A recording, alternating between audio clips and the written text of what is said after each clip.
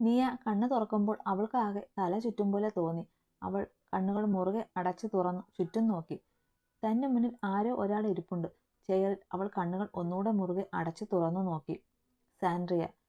നിയ ചെറിയ വിറയലോടെ പറഞ്ഞു.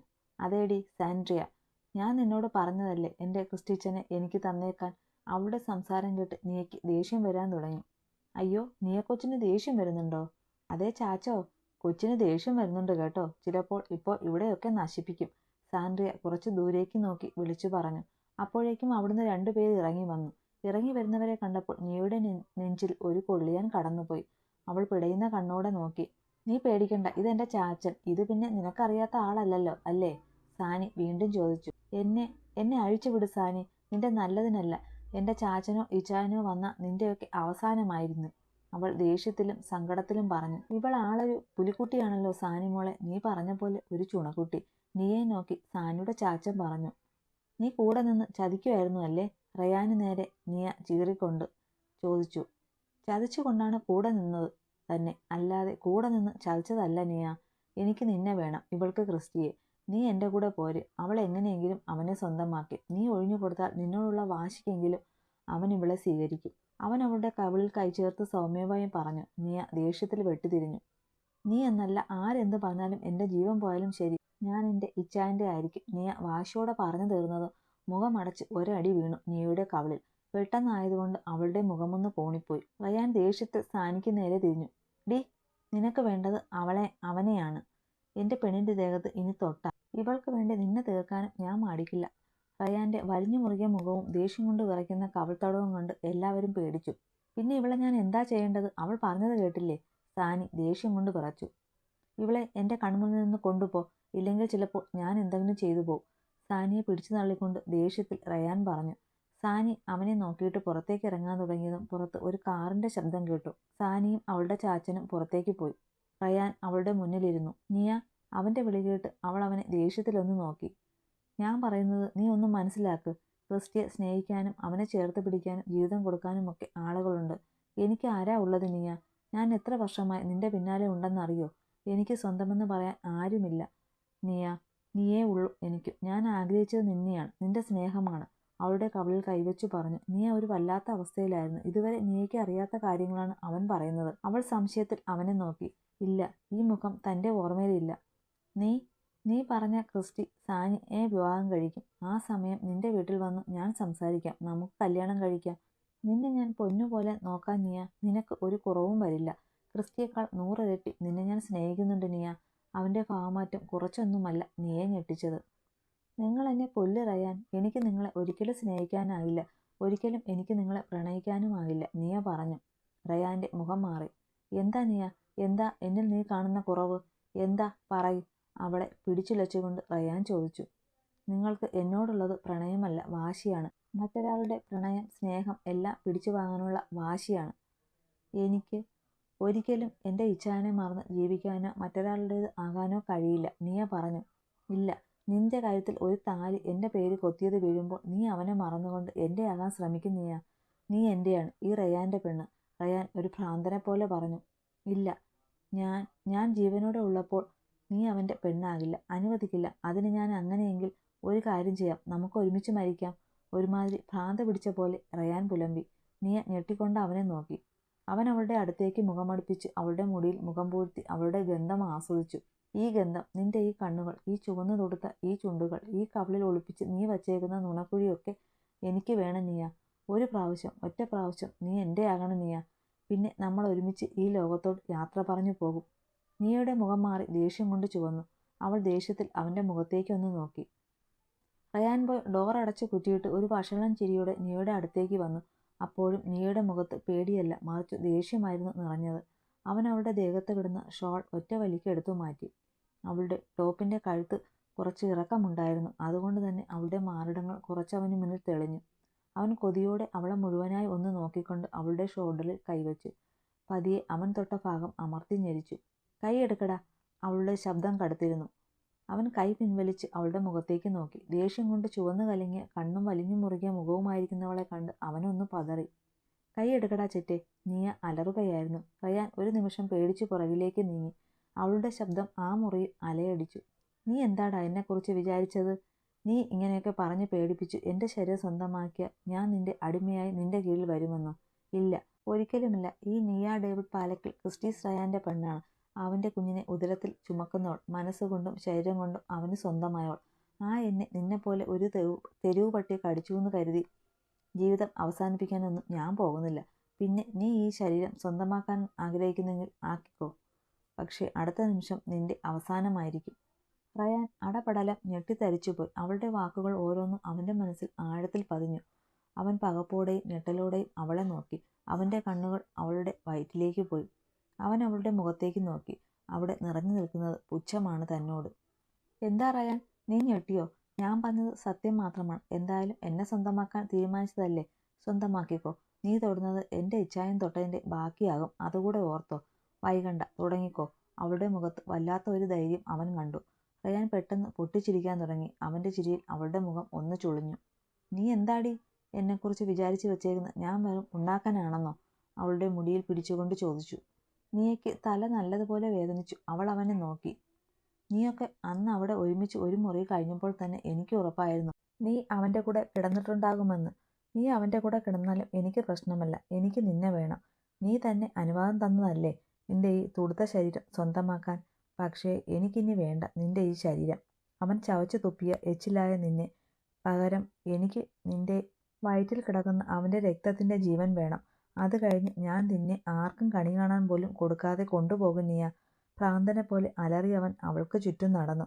ഈ പ്രാവശ്യം നിയയ്ക്ക് പേടി തോന്നി. പക്ഷേ അത് മുഖത്ത് വരുത്താതെ അവനെ നോക്കിയിരുന്നു അവൾ. എന്താ നിയ, പേടി തോന്നുന്നുണ്ടോ? അവൻ പുച്ഛത്തിൽ ചോദിച്ചു. അത് കണ്ടവൾ ഉള്ളിലെ ഭയം ഒളിപ്പിച്ചു വെച്ച് അവനെ നോക്കി പുച്ഛത്തിൽ ചിരിച്ചു. അത് റയാൻ്റെ ദേഷ്യം കൂട്ടി. മുഖമടച്ച ഒരടിയായിരുന്നു അവൾക്ക് കിട്ടിയത്. അവൾ പകപ്പോടെ അവനെ നോക്കി. പെട്ടെന്ന് അവളുടെ നിറഞ്ഞ കണ്ണുകൾ കണ്ടവൻ അവളുടെ കവിളിൽ കൈ ചേർത്ത് തലോടി.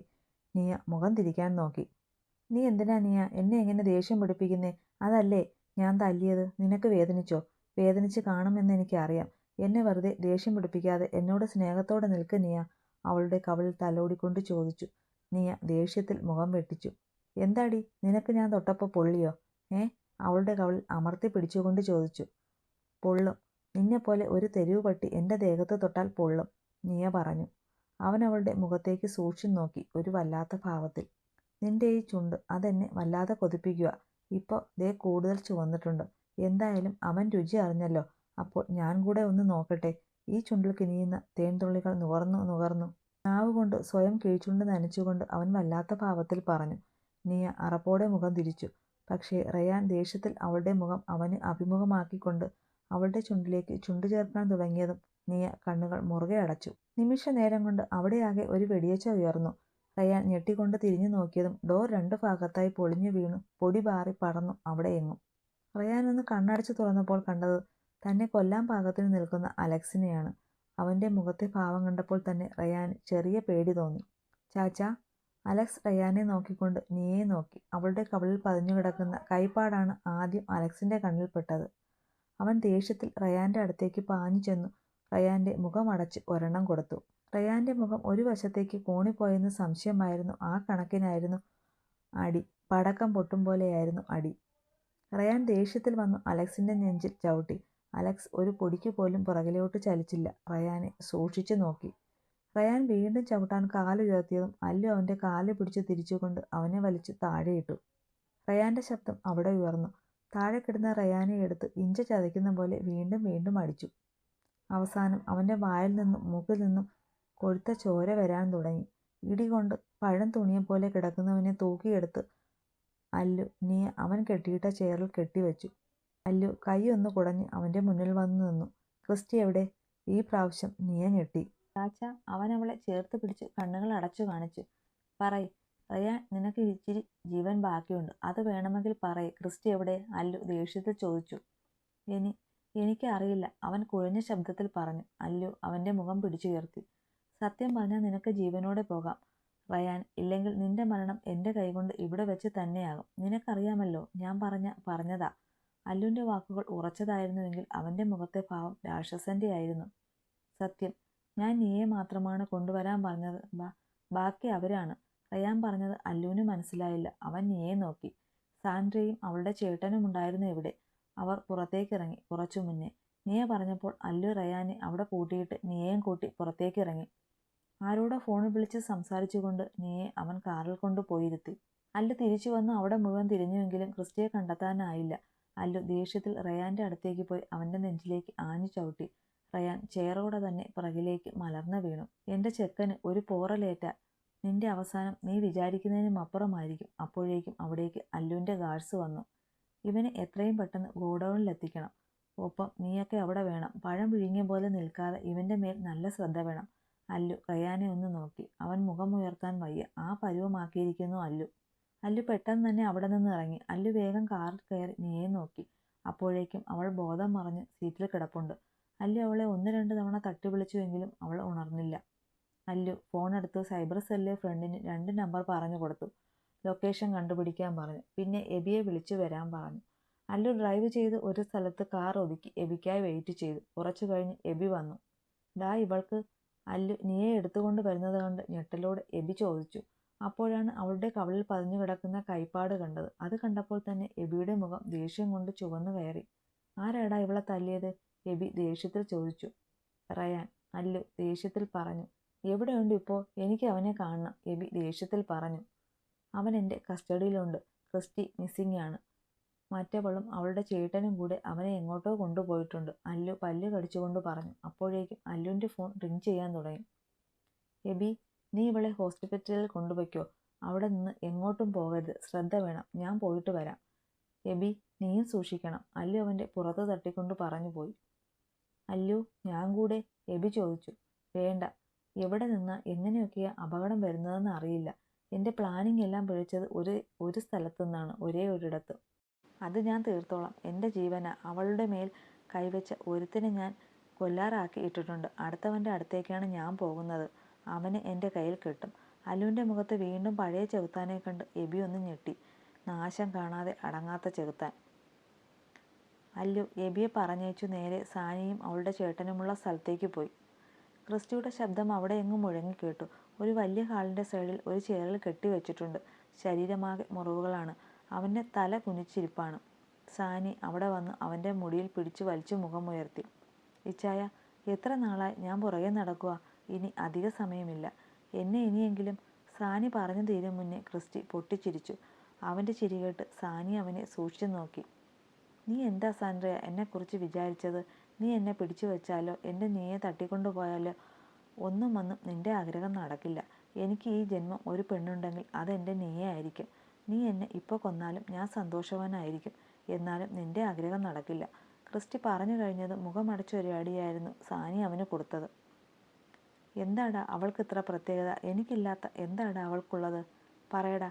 ഞാനും അവളെപ്പോലെ പെണ്ണല്ലേടാ. നീ എൻ്റെയാ, എൻ്റെ മാത്രം. ഒരുമിച്ച് ജീവിക്കാൻ നിനക്ക് സമ്മതമല്ലെങ്കിൽ മരിക്കാം. അല്ലാതെ നീ ഒരിക്കലും അവളെ സ്വന്തമാക്കാൻ ഞാൻ സമ്മതിക്കില്ല. ഭ്രാന്ത് പിടിച്ച പോലെ അലറി അവൾ. അപ്പോഴേക്കും അവളുടെ ചേട്ടനകത്തേക്ക് വന്നു. എന്താ അളിയ, അപ്പോൾ ഈ മിന്നങ്ങ് കെട്ടുവല്ലേ? അവൻ കയ്യിലിരുന്ന മിന്ന് ഉയർത്തി കാണിച്ചുകൊണ്ട് ചോദിച്ചു.